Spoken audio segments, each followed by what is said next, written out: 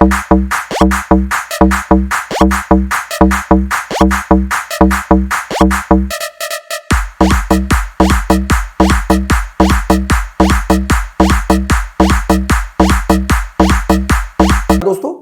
महा teaching course में जो हम आपको करवा रहे हैं यूनिट मुद्रा और बैंकिंग, जिसमें व्यापारिक बैंकों का टॉपिक में अब हम आपको कवर करा रहे हैं व्यापारिक बैंक का अर्थ और उसके कार्य, साथ ही साथ समझेंगे व्यापारिक बैंक और केंद्रीय बैंक में अंतर। तो दोस्तों अगर आप ये वीडियो यूट्यूब के माध्यम से देख रहे हो तो आपको व्यापारिक बैंक का अर्थ और कार्य के बारे में समझाने वाले हैं।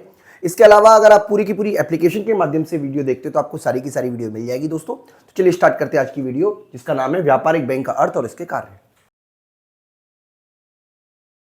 इस वीडियो में हम बात करेंगे व्यापारिक बैंक के अर्थ की, साथ ही साथ हम समझेंगे व्यापारिक बैंक के कौन कौन से कार्य हैं।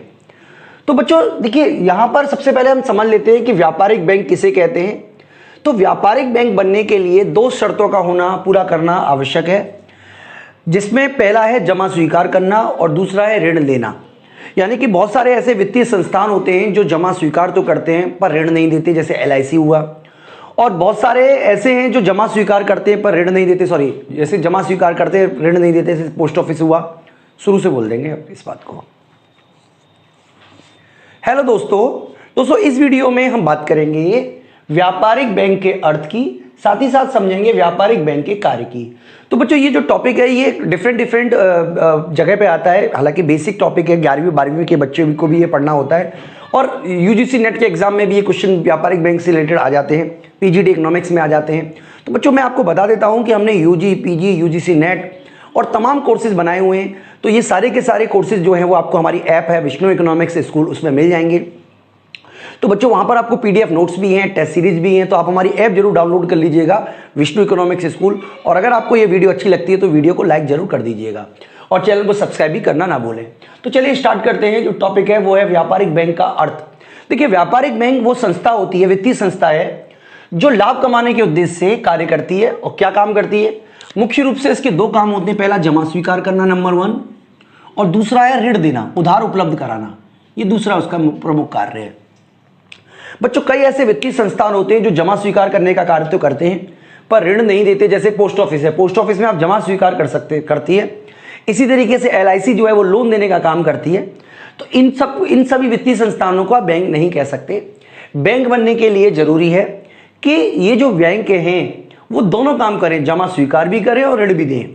तो बच्चों बैंक बनने के लिए कई सारे क्लॉज और कंडीशंस हैं, जिसकी कारण बैंक को जो है वो शेड्यूल बैंक और अनशेड्यूल बैंक में आती हैं। इस सब के बारे में बच्चों हम आगे बात करेंगे।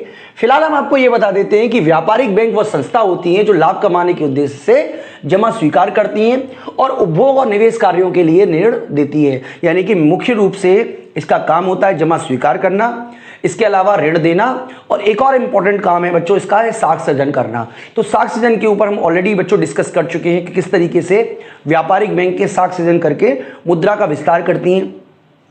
अगर हम बात करें बच्चों इसके कार्यों की, तो इसके कार्यों को हम 3 श्रेणियों में डिवाइड कर सकते हैं। प्राथमिक कार्य, एजेंसी के कार्य और सामान्य उपयोगिता के कार्य। तो शुरुआत करते हैं बच्चों प्राथमिक कार्य से। प्राथमिक कार्य को हम 2 प्राथमिक कार्य हैं, जमा स्वीकार करना और ऋण देना। तो बच्चों जमा स्वीकार करना व्यापारिक बैंकों का प्रमुख कार्य माना जाता है। व्यापारिक बैंक जो है वो लोगों की सुविधा के अनुसार अलग अलग अकाउंट खोलती है। हालांकि अकाउंट तो कई तरीके के खुलते हैं, लेकिन यहाँ पे मैं आपको केवल 3 ही अकाउंट के बारे में बता रहा हूँ। तो सबसे पहला है बचत जमा खाता। बचत जमा खाता जो है वो चेकेबल होता है और नॉन चेकेबल, दोनों तरीके का हो सकता है।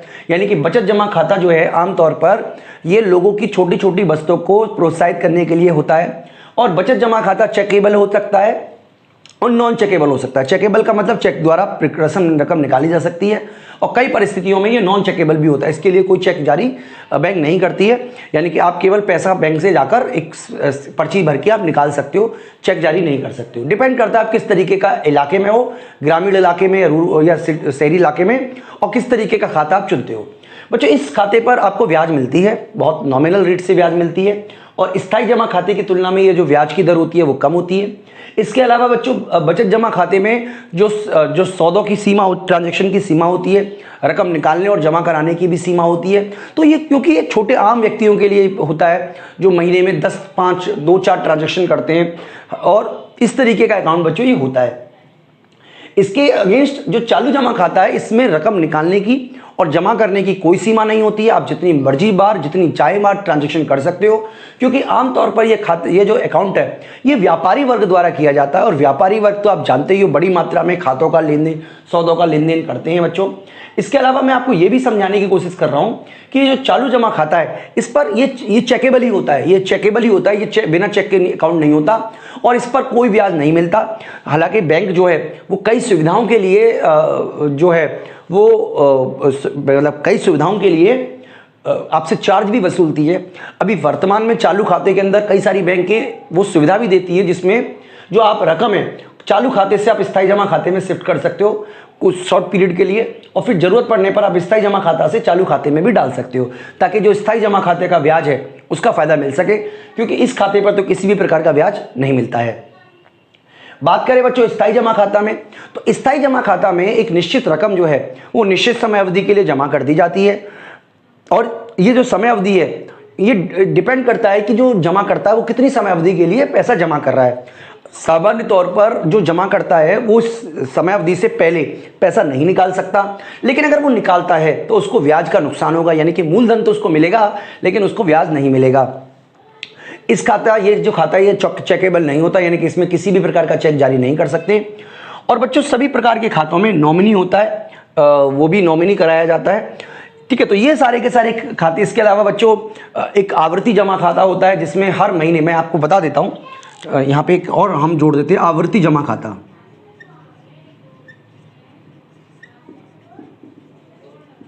तो बच्चों आवर्ती जमा खाता भी स्थायी जमा खाते की तरह ही होता है, लेकिन अंतर बस इतना यह है कि आवर्ती जमा खाते में हर महीने आप पैसे जमा कराते हो और स्थायी जमा खाते में आप पैसे जो है वो एक साथ जमा करा सकते हो।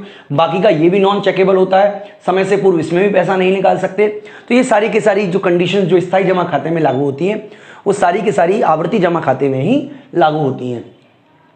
इसके अलावा बच्चों नगद साख, देखिए ऋण देने के भी तरीके हैं जिसमें नगद साख की हम बात कर रहे हैं। तो इसके अंदर क्या होता है मैं आपको एक समझाने की कोशिश करूंगा। इसके अंदर जो ऋणी है उसका खाता खोलकर ऋण की राशि को खाते में ही जमा कर दिया जाता है, ठीक है। मतलब जैसे मान लीजिए किसी का खाता खोला और ऋण की राशि को खाते में ही जमा कर दिया गया। अब जमाकर्ता को, यानी कि जो ऋणी है, नॉट जमाकर्ता नहीं, ऋणी को यह अधिकार होता है कि उस खाते से वो जब चाहे तब पैसा निकाल सकता है और जब चाहे तब पैसा जमा कर सकता है। लेकिन इस खाते में जमा कराने की और निकालने की तो मतलब जो भी आप पैसा जमा करा रहे हो निकाल रहे हो, लेकिन जो एक्चुअल अमाउंट आपने विड्रॉ किया केवल उतने ही अमाउंट पर ब्याज देना पड़ता है, सारी की सारी राशि पर ब्याज नहीं लेना पड़ता। तो आमतौर पर इस तरीके का जो होता है वो ओवरड्राफ्ट फैसिलिटीज के थ्रू व्यापारी वर्ग को दिया जाता है, यानी कि बैंकों को जिन व्यापारियों की साख के बारे में विश्वास हो जाता है, जो कई सालों से, कई महीनों से, कई समय से बैंकों के ग्राहक होते हैं, जिनको उनकी बैंकों को उनकी क्रेडिट हिस्ट्री के बारे में पता है, तो बैंक उनसे कोई ना कोई सिक्योरिटी तो देखो रखती है, ऐसा नहीं है बिना सिक्योरिटी के दिया जाएगा। अब हालांकि ये सिक्योरिटी कई बार बहुत नॉमिनल होती है। तो नगद साख में उनका पैसा जो है वो उस अकाउंट में जमा कर देगी। जैसे मान लीजिए अकाउंट नंबर दे दिया 420, अब 420 अकाउंट में 420/11, ठीक है, 420 तो वैसा हो जाएगा, 420 अकाउंट में ही पैसा जमा कराओ, निकालो और एक्चुअल अमाउंट जो है उस पर लोन देना पड़ेगा। दूसरा बच्चों मांग ऋण है। मांग ऋण वो होता है जो मांगे जाने पर बैंक को वापस करना पड़ता है, कॉल एट मनी। देखिए व्यापारिक बैंकें जो हैं वो आमतौर पर छोटी बैंकों को भी लोन देती है और साथ ही साथ जो शेयर होल्डर्स होते हैं, सॉरी गलत बोला मैंने, शेयर डीलर्स या जो प्रतिभूति डीलर्स होते हैं खास तौर पे ये वो ऋण देते हैं, यानी कि ये बहुत ही छोटी सी अवधि के लिए होता है और मांगे जाने पर जो बैंक है वो उसको पैसा वापस करना पड़ता है। इसी के साथ आप याद रखिएगा कि बैंक पूरी की पूरी राशि पर आपसे ब्याज लेगा, चाहे आप उस रुपए में से 1 रुपया निकालो या ना निकालो, तो पूरी की पूरी अमाउंट पर ही आपको मांग ऋण के अंदर ब्याज देना पड़ता है। इसके अंदर केवल उतनी राशि पर ब्याज देना पड़ता है जितनी पैसे आप निकालोगे और मांग ऋण में आपको समस्त राशि पे ब्याज देना पड़ता है। अल्प अवधि ऋण जो होता है बच्चों आमतौर पर जो व्यक्तिगत लोन होता है, पर्सनल लोन जो होता है वो व्यक्तिगत अल्पकालीन ऋण का एग्जाम्पल है। इसमें भी उसी तरीके से ऋण की राशि जो है वो खाता खोलकर ऋणी के अकाउंट में जमा कर दी जाती है। जो ऋणी है वो आवश्यकता अनुसार जब चाहे तब पैसा निकाल सकता है, इसमें पैसा जमा कराने की परमिशन नहीं होती है बच्चों। हालांकि कुछ परिस्थितियों में पैसा जमा भी कराया जा सकता है और इस खाते में नहीं बैंक को दिया जा सकता है। और ये जो अल्प अवधि ऋण है आमतौर पर इसके लिए जो बैंक हैं वो ईएमआई बांध देती हैं ताकि हर महीने आप उतना उतना पैसा उनको वापस करते रहो। और अगर आप इस खाते में से पैसा निकालते हो या नहीं निकालते, लेकिन आपको लोन जो है वो पूरी की पूरी राशि पर ही ब्याज आपको देना पड़ेगा। इसके अलावा बच्चों विनिमय बिल की भुनाई, देखिए विनिमय बिल क्या होते हैं मैं आपको एक बार फिर से बता देता हूँ। मान लीजिए मैंने एक ऑर्डर बनाया, मेरा जो ऑर्डर है वो है मान लीजिए मैंने जो ऑर्डर बनाया मान लीजिए टाटा के लिए बनाया, टाटा मोटर का मैंने कोई ऑर्डर लिया। मैंने टाटा मोटर से ऑर्डर लिया कि टाटा मोटर के अंदर जो बच्चे काम करते हैं उनको मैं बुक्स प्रोवाइड कराऊंगा, ठीक है, ये मेरा ऑर्डर आ गया मान लीजिए। तो अब मैं बुक्स प्रोवाइड कराऊंगा 3 महीने, ठीक है, 3 महीने मुझे लगेंगे सारा काम करने में। और क्योंकि मुझे किताबें खरीदनी है, मुझे कपड़ा कागज़ खरीदना है, इसके लिए जो टाटा है मुझे एक विनिमय बिल दे देगा, एक बिल दे देगा। बिल का मतलब मान लीजिए 1 लाख रुपए का उसने मुझे एक बिल थमा दिया। अब ये जो विनिमय बिल है, क्योंकि टाटा एक साखपूर्ण कंपनी है, अब मेरे पास पैसा क्योंकि नहीं है और ये जो बिल है ये मुझे 3 महीने बाद मुझे पैसा इससे मिलेगा, तो मैं बैंक के पास जाऊंगा और बोलूंगा देखो कितनी ब्रांडेड कंपनी है, आप पता कर लो और इस 1 लाख रुपए के बदले आप मुझे केवल 90,000 रुपए दे दो, लेकिन आज दे दो। तो बैंक ये काम करती है, यानी कि विनिमय बिलों की बुनाई का भी बैंक काम करती है। इस तरीके से भी बैंक जो है वो लोन प्रोवाइड कराती है। तो बच्चों ये सारे के सारे प्राथमिक कार्य हुए जो मैंने आपको समझाए। प्राथमिक कार्यों के अलावा बैंक को आज की डेट में जो व्यापारिक बैंकें हैं उनको कई और भी काम करने पड़ते हैं, जिसको कि हम बोलते हैं बच्चों एजेंसी के कार्य। एजेंसी के कार्य में पहला जो हम डिस्कस कर रहे हैं वो है साख पत्रों का एकीकरण और भुगतान। तो देखिए जो कमर्शियल बैंक हैं वो चेक, ड्राफ्ट आदि जो विनिमय आदि आप कह सकते हो साख पत्र हैं उनको भुगतान करने का काम करती है, उनको इकट्ठा करने का काम करती है। मान लीजिए मुझे किसी व्यक्ति से 5,000 रुपये की जरूरत है, तो वो व्यक्ति 5,000 रुपये का मुझे चेक दे देता है, मैं अपने अकाउंट में जमा करा देता हूँ, तो मेरे अकाउंट में 5,000 रुपये आ जाएंगे।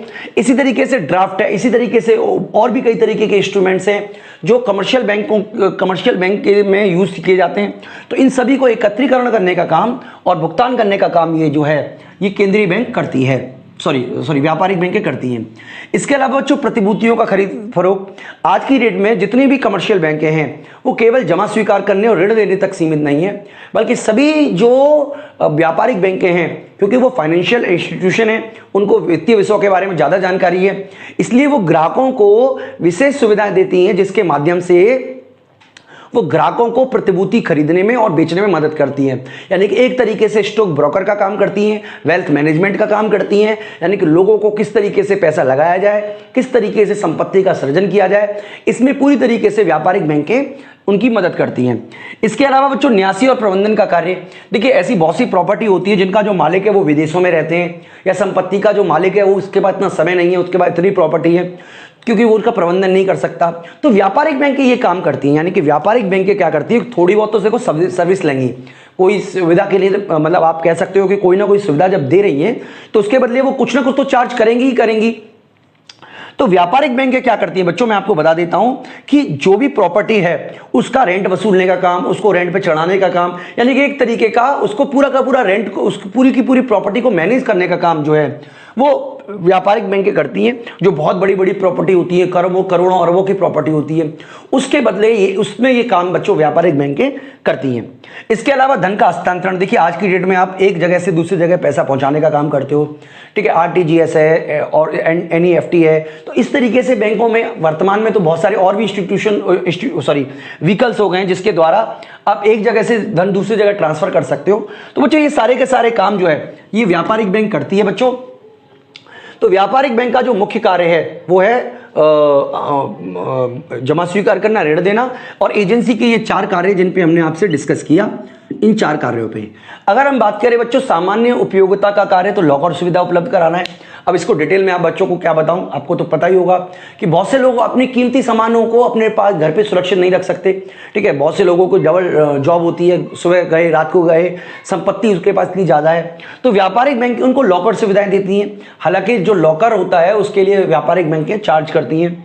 इसके अलावा बच्चों यात्री और उपहार चेक, यानी कि अगर मान लीजिए आप एक जगह से दूसरी जगह जा रहे हो, विदेश जा रहे हो, तो ट्रेवलर्स चेक इशू कर देती है। मान लीजिए SBI का ब्रांच अमेरिका में भी है, ठीक है, और आप अमेरिका जा रहे हो, आपके पास पैसा लेके तो नहीं जा सकते यहाँ पे, तो आप अमेरिका जाओगे, यहाँ की जो SBI बैंक है वो आपको ट्रेवलर चेक जारी कर देगी और आप अमेरिका की बैंक में वो ट्रेवलर चेक को बना सकते हो। थोड़ा बहुत कमीशन तो वो लेंगे, लेकिन इस तरीके से आप विदेशों में भी पैसा पहुंचा सकते हो। इसके अलावा बच्चों विदेशी मुद्रा का लेन देन, देखिए, अगर आपको डॉलर चाहिए या आपको कोई और विदेशी करेंसी चाहिए तो वो भारत में ही उपलब्ध है। हालांकि ये काम जो है वो व्यापारिक बैंकें करती हैं और व्यापारिक बैंकों की कुछ ही ब्रांच में आपको ये मिलेगा, सारी ब्रांचों में ये सुविधा नहीं मिलेगी। लेकिन रियल लाइफ में अगर आप देखोगे तो ये व्यापारिक बैंकों का जो काम है वो मुद्रा का लेन देन करना भी है। हालांकि मैं आपको बता देता हूं कि मुद्रा खरीदने का रेट और मुद्रा बेचने का रेट दोनों ही व्यापारिक बैंकों का अलग अलग होता है। आमतौर पर जो व्यापारिक बैंक मुद्रा खरीदती हैं वो सस्ते में खरीदती हैं और जो बेचती हैं वो महंगे में बेचती हैं। ठीक है, इसके अलावा बच्चों एक और कार्य है, वो है एटीएम और डेबिट कार्ड की सुविधा। तो आप देखिए व्यापारिक बैंकों की जगह जगह एटीएम खुले हुए हैं, क्रेडिट कार्ड खुले हुए हैं, तो ये सारी की सारी सुविधाएं। इसके अलावा बच्चों और भी कई सारे कार्य हैं जो हम इन पॉइंटों में शामिल कर सकते हैं, लेकिन मैं समझता हूं कि इस वीडियो के माध्यम से आपको अच्छी तरीके से जानकारी हो गई होगी बच्चों कि व्यापारिक बैंक के कौन कौन से कार्य हैं। अगर आपको वीडियो अच्छी लगी है तो वीडियो को लाइक करना और चैनल को सब्सक्राइब करना ना भूलें बच्चों। इस वीडियो में इतना ही, थैंक यू।